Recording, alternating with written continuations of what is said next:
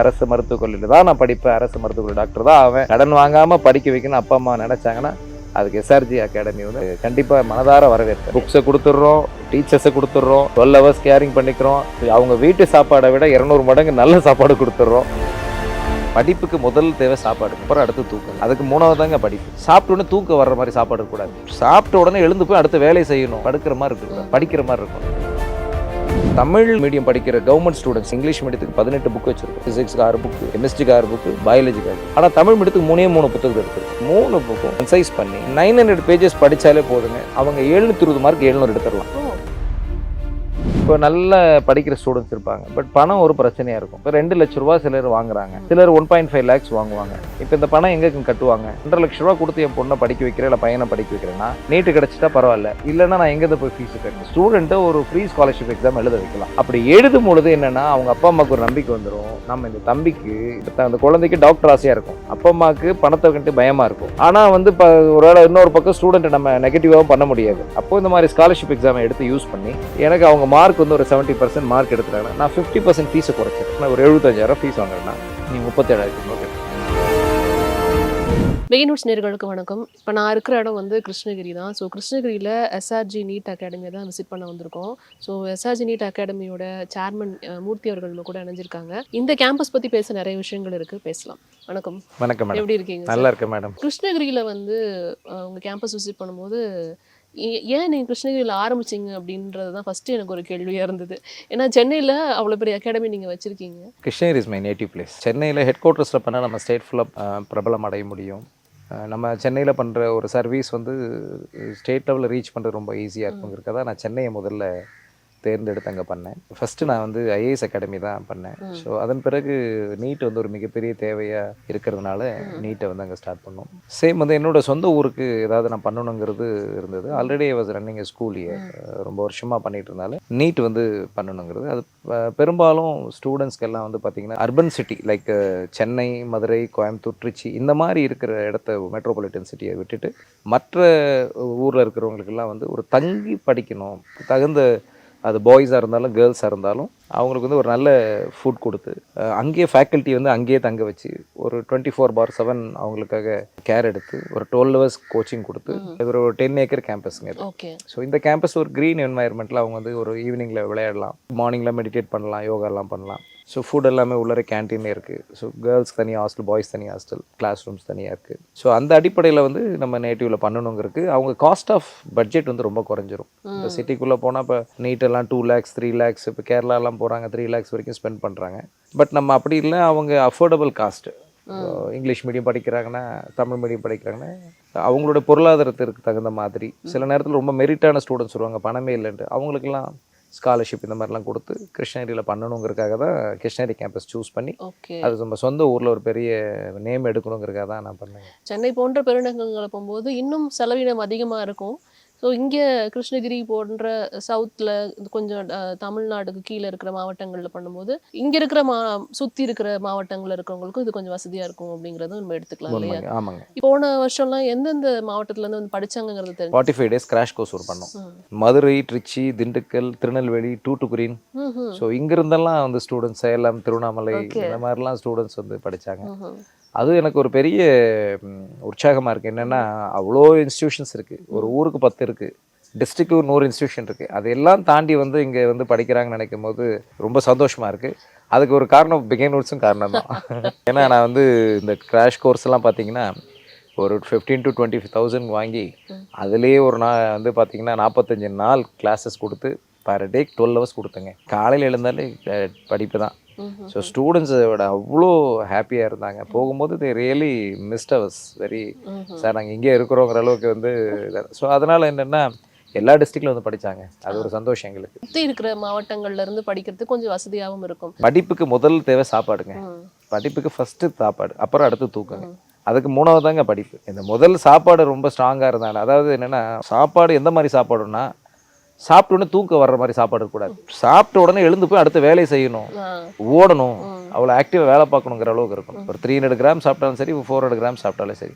Students அடுத்து முடிச்சோன்னு இப்போ படுக்கிற மாதிரி இருக்கு, படிக்கிற மாதிரி இருக்கும். அதுதான் சாப்பாடுடைய தாரகம் வந்துடும். இப்போ நீட்டை பொறுத்த வரைக்கும் கோச்சிங் வந்து எல்லா சைடும் பயங்கரமாக போயிட்டுருக்கு. தீவிரமாக நிறைய அகாடமிஸ் வந்து கோச்சிங் கொடுத்துட்ருக்காங்க. இப்போ ரீசெண்டாக சென்னையிலுமே நீங்கள் வந்து எஸ்ஆர்ஜியில் வந்து கொடுக்குற கோச்சிங்ஸை நாங்களே விசிபிளாக பார்த்தோம் எப்படி இருக்குது அப்படிங்கிறத பொறுத்து. செகண்ட் டயர் சிட்டியில் ஆரம்பிக்கிறப்ப உங்களுக்கு என்ன மாதிரியான ஃபெசிலிட்டிஸ் இருக்குன்னு நீங்கள் நினைக்கிறீங்க ஃபேக்கல்ட்டிஸ் பொறுத்த வரைக்கும்? சென்னையில் இருக்கிறது உங்களுக்கு ஃபேக்கல்ட்டிஸ் ஈஸியாக கிடைப்பாங்க. பட் இங்கே ஒரு அட்வான்டேஜ் என்னென்னா, இப்போ நான் போன கிராஷ் கோர்ஸ்க்கு எல்லாமே PhD physics, PhD chemistry, PhD biology எல்லாமே என்ஐடியில் படித்தவங்க. ஸோ அந்த பேக்ரவுண்டில் இருக்கிறவங்களை வந்து அவங்களை இங்கே அக்கமடேஷன் பண்ணுறதுக்கு எல்லாமே இடம் கொடுத்துருக்கோம்.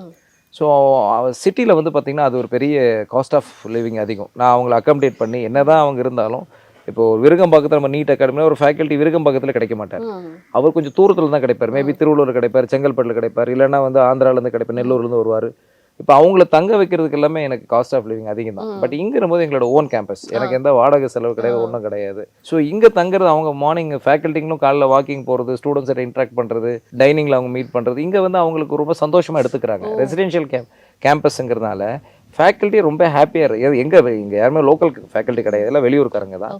பட் அவங்க ஸ்டூடெண்ட்ஸோட இன்ட்ராக்ட் பண்ணுறதுக்கும் இங்கே வந்து தங்கி காலையில் வாக்கிங் விளையாடுறது அது இதுன்னு பார்க்கும்போது அவங்களும் they feel very happy. Sir இவ்வளோ மனசு ஹாப்பியாக இருக்குது சார், ஃபைன். ஸோ இப்போ 24/7 அவங்களும் உள்ளே இருக்கிறப்ப ஸ்டூடெண்ட்ஸ் டீச்சர்ஸோட அந்த இன்ட்ராக்ஷன் கூட இன்னும் நல்லா தான் இருக்குது. ஆமாம், அது வந்து ஒரு பெரிய சப்போர்ட்டிவாக இருக்கும். எப்பயுமே அவங்க திடீர்னு அவங்க கேன்டீனில் பார்த்தாலும் படிப்பை பற்றி பேசிக்கலாம், கிரவுண்டில் இங்கே விளையாடும் போது படிப்பை பற்றி பேசலாம். இப்போ இங்கே வந்து இப்போ கிராஷ் கோர்ஸ் பண்ணேன்னு சொன்னீங்க. இப்போ ஃபுல்லாக ஒரு 1 இயர் ப்ரோக்ராம் பண்ணுறீங்க அப்படின்றப்ப அந்த ஸ்டூடெண்ட்ஸோட வருகை, இல்லை நான் வந்து இங்கே அதாவது சுற்றி கிருஷ்ணகிரியில் இருக்கிறவங்களே வந்து நான் ஏன் தங்கி படிக்கணும், நான் இங்கேருந்தே வந்து படிக்கலாமே அப்படின்ற இதுலேயும் நிறைய பேர் இருப்பாங்க. டே ஸ்காலர்ஸ் மாதிரி வரலாம் போகலாங்கன்னு இருப்பாங்க.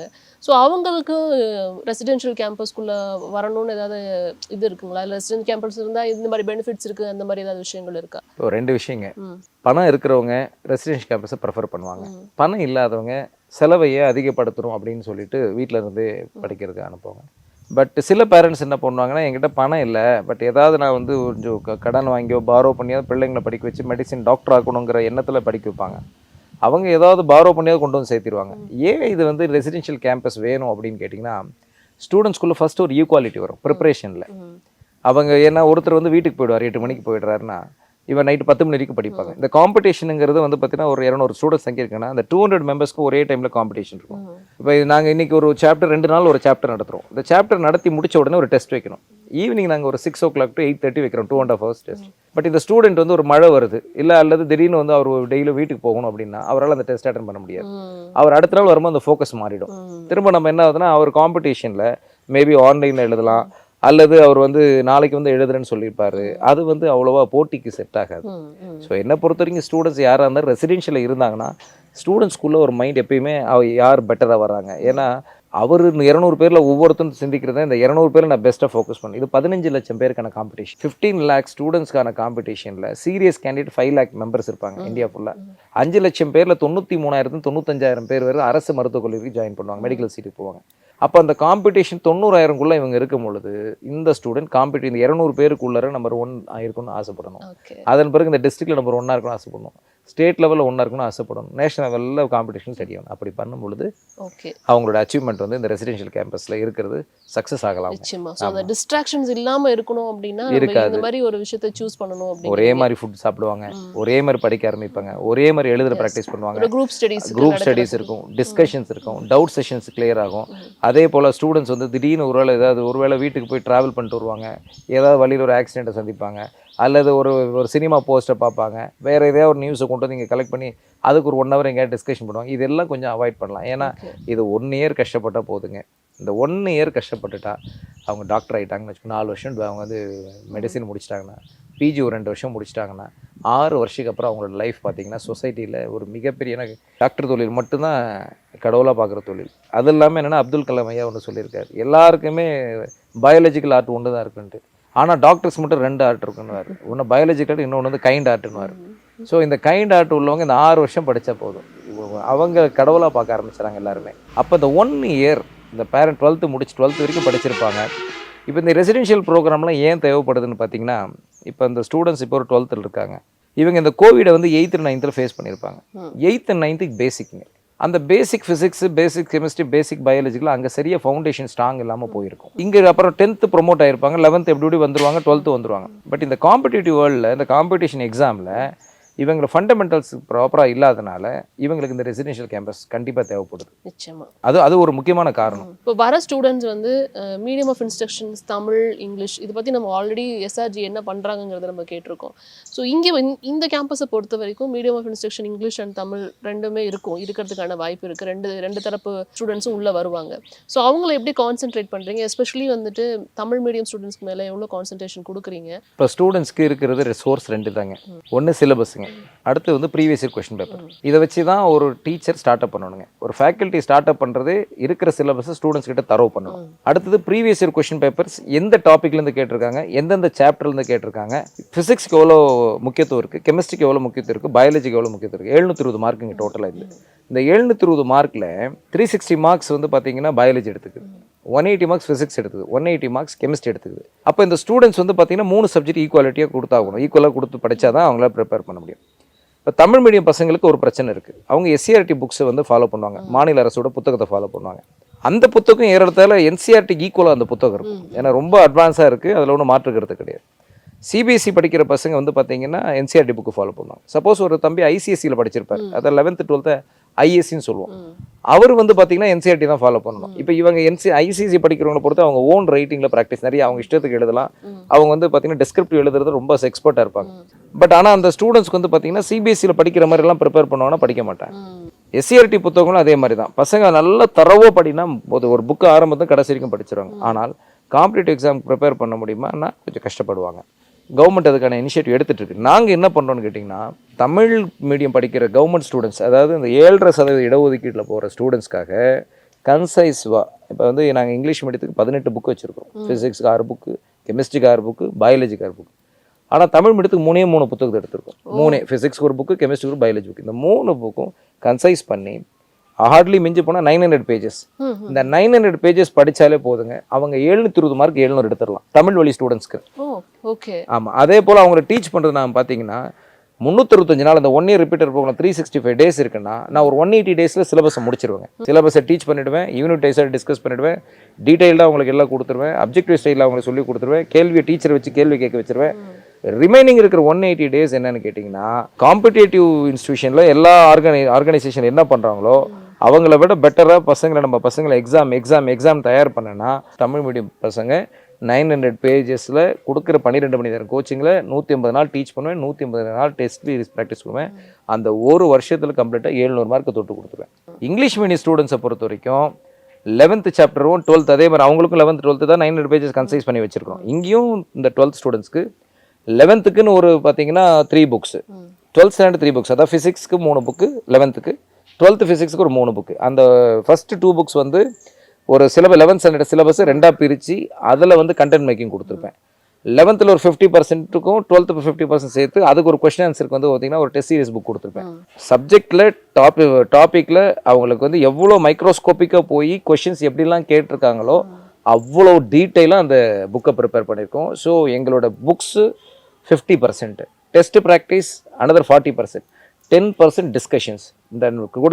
இந்த சிஸ்டத்தில் வந்து என்னால் 100% ரிசல்ட் அவங்களுக்கு கொடுத்துட முடியும். புக்கை வந்து பார்த்தீங்கன்னா 11th 12th physics, 11th 12th chemistry, 11th 12th biology, இதை வந்து 2 பிரித்து கொஷின்ஸ் எல்லாம் போட்டு நம்ம கொடுக்குற அந்த நேஷ்னல் லெவல் காம்படிஷனு மற்ற இன்ஸ்டியூஷனுக்கும் நமக்கும் எந்த இடத்துல நாங்கள் டிஃபர் ஆகிறோம்னா, நாங்கள் ஸ்டூடெண்ட்ஸ்க்கு வந்து தம்பி ஃபிசிக்ஸில் இதுக்கு முன்னாடி எவ்வளோ கொஷின் 11th சாப்டர் தான் கேட்டிருக்கான், ஃபிசிக்ஸில் 12th எந்த சாப்டர் கேட்டிருக்காங்க, எந்த சாப்டர் அதிக முறை கேட்டிருக்காங்க, ரிப்பீட்டடாக எத்தனை முறை கேட்குறாங்க, என்ன ரீசன் பர்டிகுலராக வந்து இந்த என்டிஏ வந்து நேஷனல் டெஸ்ட் அகாடமி வந்து ஏன் வந்து இந்த எக்ஸாம் வந்து உங்களுக்கு மெடிக்கல் என்ட்ரன்ஸ்க்கு தொடர்ந்து இதே ஃபிசிக்ஸில் கேட்குறாங்க, அப்போது கெமிஸ்ட்ரியில் ஏன் இதையே தொடர்ந்து கேட்குறாங்க, பயாலஜியில் ஏன் தொடர்ந்து கேட்குறாங்க. அப்போது எய்ம்ஸுக்கு வந்து 35-36 வருஷமாக கொஷின்ஸ் எடுத்துருக்காங்க. எய்ம்ஸுக்கு வந்து என்ட்ரன்ஸ் எக்ஸாம் 35 ஆண்டு காலமாக இருக்குது, நீட்டுக்கு அது 8-9 ஆண்டு காலம் தான். அப்போ அங்கே இருக்கிற கொஷின்ஸும் இங்கே இருக்க, ஏன்னா அங்கே இதில் வந்து எய்ம்ஸுக்கு எடுக்கிற கொஷின் எடுக்கிற டீமு ஒருவேளை இங்கே எடுத்தால் அவங்க எப்படி எடுப்பாங்க, அல்லது சிபிஎஸ்சி போர்டுக்குள்ளவே வேலை செய்கிற டீச்சர்ஸ் வந்து ஏதாவது கேவி ஸ்கூலில் வேலை பார்க்குற டீச்சர்ஸ் போய் கொஷின் எடுத்தால் அவங்க எந்த பக்கத்தில் எடுப்பாங்க, நவோதயா ஸ்கூல்லேருந்து போய் எடுக்கிறவங்க எப்படி எடுப்பாங்க, அல்லது ஒரு ஸ்டேட் கவர்மெண்ட்டில் கொஷின் எடுக்க ஒரு டீமை கூப்பிட்டு எடுக்க சொன்னால் எப்படி எடுப்பாங்க? அந்த ப்ரொஸ்பெக்டிவில் வந்து கொஷின்ஸை எப்படி படிக்கணுங்கிறது ஸ்டூடெண்ட்ஸை நம்ம கைட் பண்ணுறோம். இதுதான் அந்த 720க்கு குறைஞ்சபட்சம் என்னால் 700 மார்க் எடுக்க முடியுங்கிறத உத்தரவாதம் தர முடியும். ஆனால் அது பாசிபிலிட்டி இல்லைங்கிறதுனால நீங்கள் அப்படி சொல்கிறீங்களோ? இப்போ மற்ற அகாடமிஸ்க்கு இது பாசிபிலிட்டி இல்லை, ஆனால் அவங்க பிராண்ட் பண்ணுறாங்க, அதனால அப்படி நீங்கள் சொல்கிறீங்களோ? இல்லை, நான் அவங்கள யாரையும் நான் குறை சொல்லலைங்க. எல்லா இன்ஸ்டிடியூஷன்ஸும் தேர் டூயிங் தேர் பெஸ்ட். இன்ஸ்டியூஷனோட ரோலே 10% தாங்க, ஸ்டூடெண்ட்ஸ் 90%ங்க.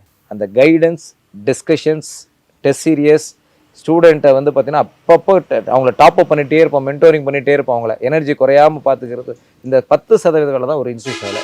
என்னால் அவ்வளோதான் பண்ண முடியும். படிக்கிறத ஃபவுண்டேஷனாக அவங்க தான் படிச்சிருப்பாங்க, ஸ்கூல்லேருந்து படிச்சுட்டு வருவாங்க. நீங்கள் எல்லாத்தையும் இப்போ கற்றுக் கொடுத்துட முடியாது. நான் ஏன் இவ்வளோ தூரம் கேட்குறேன் அப்படின்னா, நான் வந்து இவ்வளோ தூரம் கேட்டதுக்கு அப்புறமும் என்னால் 720 கொடுக்க முடியும், நீங்கள் வந்து ஃபேக்காக ஒரு ப்ராமிஸ் கொடுக்கல அப்படிங்கிறதால நான் மறுபடியும் கேட்டுட்டு இருக்கேன். நான் கொடுக்கறது இல்லைங்க. ஓகே, ஏன்னா இப்போ வந்து கேட்டதுக்கப்புறம் நிறைய பேர் இல்லை எங்களால் முடியும் 720 கொடுக்க முடியும்னு ஒரு ஃபேக் ப்ராமிஸ் கொடுக்கறதுக்கான வாய்ப்புகள் இருக்குது. ஆனால் இப்போ வரைக்கும் நீங்கள் வந்து நாங்கள் இவ்வளோ தான் ஸ்டூடெண்ட்ஸும் அதுக்காக கோப்ப பண்ணணுங்கிற அந்த ரியாலிட்டியை நீங்கள் வந்துட்டு சொல்கிறீங்க இல்லையா? கிரவுண்ட் ரியாலிட்டிங்கிறது ரொம்ப முக்கியமான ஒரு விஷயம். கண்டிப்பாக. ஸோ லாஸ்ட் டைம் நம்ம வந்து நீட் அகாடமி பற்றி பேசும்போது தமிழ் ஸ்டூடெண்ட்ஸ்க்கு நிறைய ஆஃபர்ஸ் எல்லாம் கொடுத்தீங்க. ஆமா, நான் ஃப்ரீயெல்லாம் படிக்க வச்சேன். அப்படிங்களா? ஆமா, நான் பிகே யூனிவர்சிட்டி சொல்லியிருந்தேன். வந்து பார்த்தீங்கன்னா நான் வந்து ஃபுட் அண்ட் புக்ஸுக்கு மட்டும் வாங்கிட்டு படிக்க வச்சேன் நான். ஆமாம், டியூஷன் ஃபீஸ் எல்லாம் வாங்காமல் சென்னையில் அங்கே நம்ம இந்த அகாடமிலையும் விருகம்பாக்கத்துலையும் சரி, இங்கேயும் அதே போல் பண்ணேன் நான். ஸ்காலர்ஷிப் இருக்குங்கிற மாதிரி போட்டிருக்கீங்க, அதை பற்றி கொஞ்சம் சொல்லுங்களேன். இப்போ நல்ல படிக்கிற ஸ்டூடெண்ட்ஸ் இருப்பாங்க, பட் பணம் ஒரு பிரச்சனையாக இருக்கும். இப்போ 2 லட்ச ரூபா சிலர் வாங்குறாங்க, சிலர் 1.5 lakhs வாங்குவாங்க. இப்போ இந்த பணம் எங்க கட்டுவாங்க? இருக்காது. சரி, அவங்க சொல்லுவாங்க, இப்போ ஒரு கேள்வி வச்சிருப்பாங்க, ஒருவேளை 1.5 லட்ச ரூபா கொடுத்து என் பொண்ணை படிக்க வைக்கிறேன் இல்லை பையனை படிக்க வைக்கிறேன்னா மெரிட்ல நீட்டு கிடைச்சிட்டா பரவாயில்ல, இல்லைன்னா நான் எங்கேருந்து போய் ஃபீஸு கட்டுவேன்? அவங்க கேள்வி நியாயமானது. அப்போ அந்த ஸ்டூடெண்ட்டை படிக்க வைக்கிறதுக்கு முன்னாடி அப்பா அம்மா ஒரு யோசனை பண்ணலாம். என்னன்னா, நம்ம ஸ்டூடெண்ட்டை ஒரு ஃப்ரீ ஸ்காலர்ஷிப் எக்ஸாம் எழுத வைக்கலாம். அட்லீஸ்ட் ஒரு 70% அந்த ஸ்டூடெண்ட் மார்க் எடுத்துறாரு. அப்படி எடுத்துட்டாருன்னா இந்த தம்பியை நம்பி நம்ம ஒரு 1.5 லட்ச ரூபா கட்டலாம், இல்லை 1 லட்சம் கட்டலாம், 50,000 எதுவாக இருந்தாலும் நம்ம கட்டலாம் அப்படின்னு அவர் முடிவு எடுக்கிறது. என்னன்னா, ஒரு பிள்ளைமே ஒரு ஸ்காலர்ஷிப் எக்ஸாம். சரி சார், ஒரு ஸ்காலர்ஷிப் எக்ஸாம் என் பையனுக்கு ஃபீவர் அன்னைக்கு படிக்க முடியல, இன்னொரு எக்ஸாம் ஒன்று அட்டன் பண்ணட்டும், எழுதிட்டோம். இன்னொன்னும் அட்டன் பண்ணட்டும், எழுதிட்டோம். 3-4 ஸ்காலர்ஷிப்ஸ் எக்ஸாம் கூட எழுதிட்டோம். அப்படி எழுதும் பொழுது என்னன்னா, அவங்க அப்பா அம்மாவுக்கு ஒரு நம்பிக்கை வந்துடும், நம்ம இந்த தம்பிக்கு வேற ஏதோ ஒரு டிகிரி அவர்கிட்ட, அந்த குழந்தைக்கு டாக்டர் ஆசையா இருக்கும், அப்பா அம்மாவுக்கு பணத்தை கண்டு பயமா இருக்கும். ஆனா வந்து ஒருவேளை இன்னொரு பக்கம் ஸ்டூடெண்ட்டை நம்ம நெகட்டிவாகவும் பண்ண முடியாது. அப்போ இந்த மாதிரி ஸ்காலர்ஷிப் எக்ஸாமை எடுத்து யூஸ் பண்ணி எனக்கு அவங்க மார்க் வந்து ஒரு 70% மார்க் எடுத்துட்டாங்கன்னா நான் 50% ஃபீஸை குறைச்சிடுறேன். அப்போ எவ்வளோன்னு கேட்டிங்கன்னா, ஒரு உதாரணம் ஒரு 75,000 ஃபீஸ் வாங்குறேன்னா நீ 37,500 கட்டு.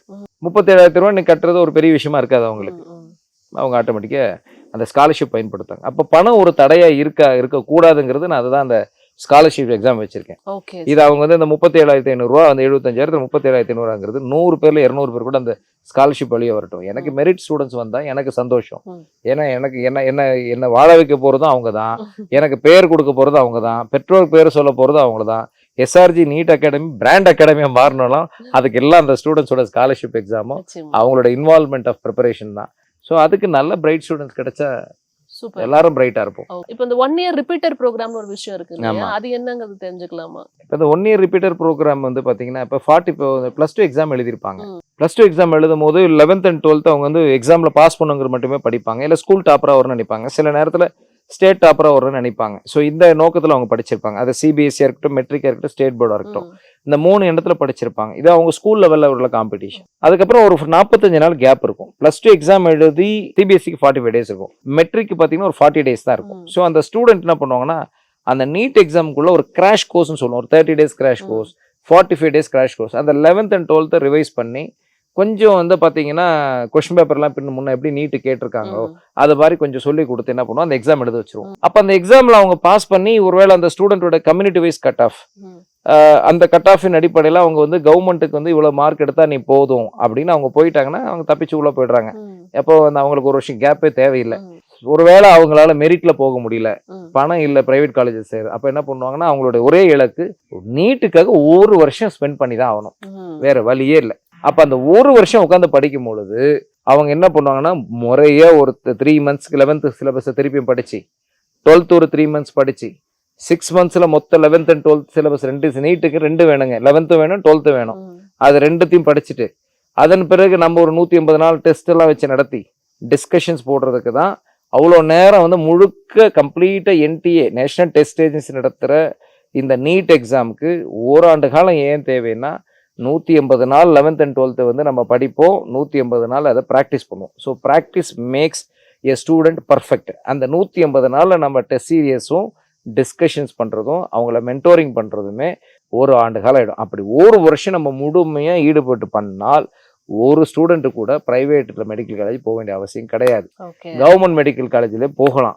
அது இல்லாமல் அந்த ஸ்டூடெண்ட்ஸ்க்கு கட் ஆஃப்னா என்னன்னு முதல்ல கற்றுக் கொடுத்துடலாம். தம்பி நீ பிசினா இதான் கட் ஆஃப், ஓபிசினா இதான் கட் ஆஃப், எஸ்சினா இதான் கட் ஆஃப், எஸ்டினா இதான் கட் ஆஃப்.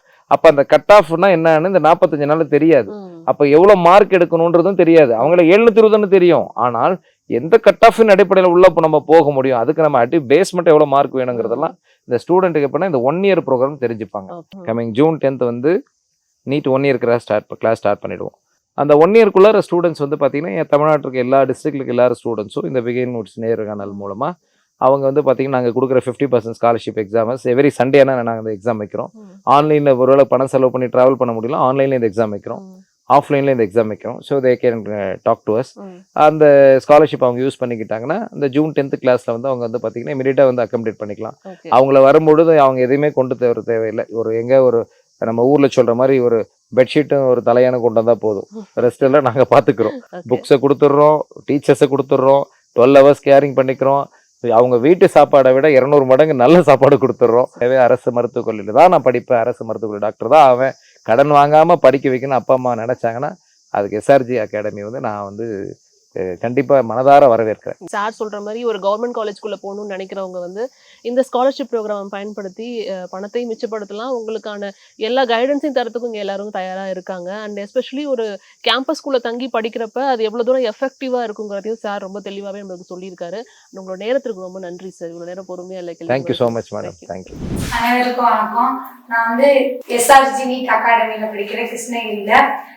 என் பேர் வந்து அபிநயா. நான் வந்து மதுரை டிஸ்ட்ரிக்ட்ல இருந்து கல்லுப்பட்டின்ற ஒரு சிட்டில இருந்து வரேன். இது அப்பாவோட அண்ணன் வந்து சின்ன வயசுல இறந்துட்டாங்க. அண்ணனோட ஆசை வந்து நானும் அக்காவும் டாக்டரா இருக்கணும். அக்கா வந்து டாக்டருக்கு அசிஸ்டண்டா இருக்காங்க. நான் ஒரு டாக்டர் ஆகணும்ட்டு அப்பா ரொம்ப ஆசைப்பட்டாங்க, அண்ணனும் ரொம்ப ஆசைப்பட்டாங்க. ஃபர்ஸ்ட் வந்து எங்கேயுமே நீட்டுனாலே எனக்கு என்னன்னே தெரியாது. ஆனா இங்க வந்ததுக்கு அப்புறம் வந்து இங்க இருக்க எல்லா ஸ்டாஃப்ஸுமே வந்து இப்படிதான் அட்டன் பண்ணணும், இப்படிதான் எழுதணும், இத்தனை கொஸ்டின் தான்.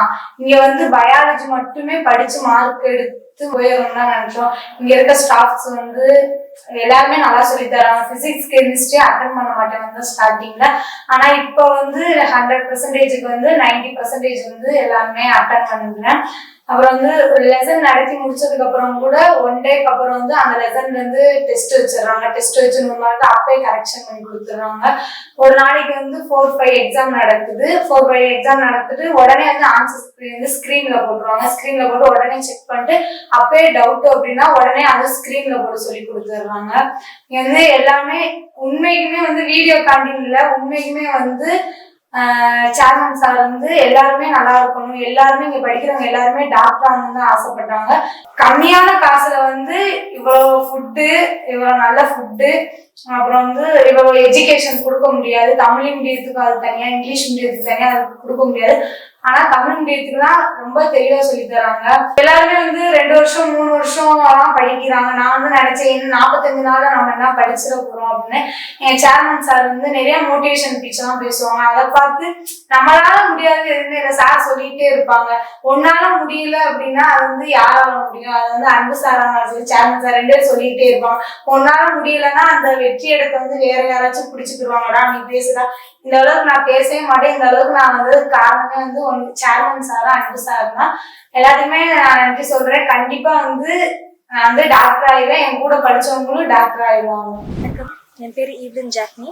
நான் கோயம்புத்தூர் மாவட்டத்துலேருந்து வரேன். நான் வந்து இங்கே ரிப்பீட்டர் கோர்ஸ் முடிச்சு கிராஷ் கோர்ஸ்க்கு ஒரு ரிவிஷனுக்காக வந்திருந்தேன். SRG நீட் அகாடமியை நான் சேர்ந்திருந்தேன். நான் ஸ்டார்டிங்கில் சேரும்போது எப்படி நம்மளால ரிவிஷனுக்கு இது ஒத்துக்குமா, புது இன்ஸ்டியூட்டாக இருக்கே, அதுவும் ரொம்ப தூரமாக கிருஷ்ணகிரி வரைக்கும் வரணும் அப்படின்னு நினச்சிட்டு இருந்தேன். ஆனால் இங்கே வந்ததுக்கப்புறம் தான் தெரிஞ்சது, சேர்மேன் சாரோட இன்டர்வியூ பார்த்து அவர் சொன்ன மாதிரியே இங்கே நல்லா சொல்லி கொடுக்குறாங்க. அவரோட பிளான் படி எல்லாமே அந்த ஒரு பேஜ் 5 minutesல முடிக்கிறதா இருக்கட்டும், இல்லை டக்குன்னு ரிவிஷன் பண்ணுறதா இருக்கட்டும், எல்லாத்துக்குமே இது ரொம்ப யூஸ்ஃபுல்லாக இருக்குது. இந்த இன்ஸ்டியூட்டில் வந்தோடனே நான் நோட்டீஸ் பண்ணது வந்து எஜுகேஷனை வந்து ஒரு சர்வீஸாக பண்ணுறாங்க. எங்கள் மம்மி தனியாக தான் என்னை வளர்த்துனாங்க சின்ன வயசுலேருந்தே. அப்போது அவங்க ரொம்ப கஷ்டப்பட்டு என்னை படிக்க வச்சுருக்காங்க. இந்த மாதிரி சூழ்நிலையில ஃபுல்லாக 2 lakhs மாதிரி நான் பே பண்ணி படிக்க வேண்டியதாக இருந்தது. ஆனால் அதுக்கு எங்களுக்கு சுத்தமாக வசதி இல்லை. இங்கே வந்து அந்த மாதிரி இல்லாமல் அப்படியே ஆப்போசிட்டாக நீங்கள் வந்து ஸ்டார்டிங் அமௌண்ட் கம்மியாக கூட கட்டிக்கோங்க, இல்லை சுத்தமாக கட்டாமல் கூட சேர்ந்துக்கோங்க அப்படின்னு சொல்லி எங்களை சேர்த்து விட்டாங்க. இந்த மாதிரி இன்ஸ்டியூட்ஸ் இன்னும் நிறையா இருக்கணும்னு நான் விரும்புகிறேன். எல்லாருக்கும் வணக்கம்.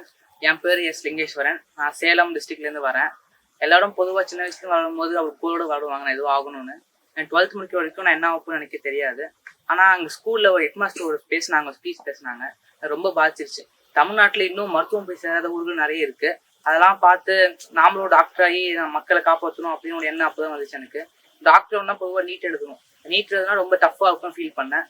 இப்போ நிறைய அகாடமி இருக்குது. நிறைய அகாடமி பொறுத்த வரைக்கும் ஃபீஸ் ஆகட்டும் எதுவுமே கொஞ்சம் அதிகமாக இருக்குது. எல்லாமே நம்மளால பண்ண முடியுமா முடியாதா டவுட்டாகவே இருந்துச்சு. அப்புறம் எங்கள் ஹெட்மாஸ்டர் சஜஷன் கேட்டேன். அவங்க இந்த மாதிரி எஸ்ஆர்ஜி அகாடமி ஒன்று சூப்பராக இருக்குது அப்படின்னு சொல்லி இங்கே பண்ணாங்க. இங்கே வந்து பார்க்கும்போது அகாடமி மாதிரியே தெரில, ஒரு யூனிவர்சிட்டி மாதிரி நல்லா பெருசாக என்விரான்மெண்ட் சூப்பராக இருந்துச்சு. வந்தோடனே நல்ல பெஸ்ட் அகாடமி சேர்ந்துருக்கும் அப்படின்னு எனக்கு ஒரு ஃபீல் ஆயிடுச்சு. ஃபர்ஸ்ட் டே சேர்மன் வந்து ஒரு ஸ்பீச் கொடுத்தாங்க. நீட்னா என்ன, எப்படி கிராக் பண்ணணும்னு. ரொம்ப சூப்பராக ஒரு 2 நாள் படித்தா கூட நம்ம கண்டிப்பாக டாக்டர் ஆகிடலாம் அந்த மாதிரி ஒரு ஃபீல் வந்துச்சு.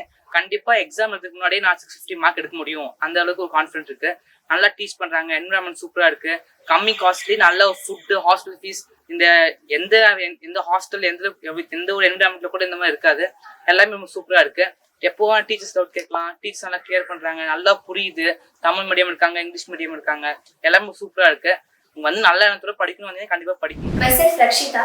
நான் சின்ன வயசுலேருந்து டாக்டர் ஆகணும்னு எனக்கு ஆசை இல்லை. நான் 11th standard படிக்கும்போது தான் எனக்கு டாக்டர் ஆகணும்னு ஆசை வந்துச்சு. அதுக்கு எஸ்ஆர்ஜி நீட் அகாடமி ரொம்பவே ஹெல்ப் பண்ணுது, ரொம்ப கான்ஃபிடன்ஸ் கொடுத்துருக்கு. Now I have confidence that I'll perform well in my examinations. This academy have the high quality staffs and maximum facilities. I thank you so much for the wonderful opportunity for SRG NEET Academy.